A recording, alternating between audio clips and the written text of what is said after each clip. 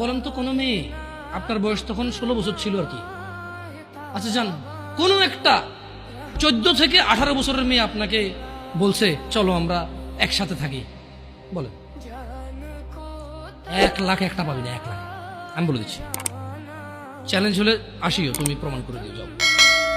মেয়ে কি বলো, মেয়েরা প্রেম হারাম ইসলামে, ইসলামে বিয়ের পূর্বে সম্পর্কই হারাম, কিন্তু এর মধ্যেও কোনো মেয়ে ছেলেকে বলে না কিস করো, আমাকে একটা তোমার লুঙ্গি খুলে ছবি পাঠাও, বলে না।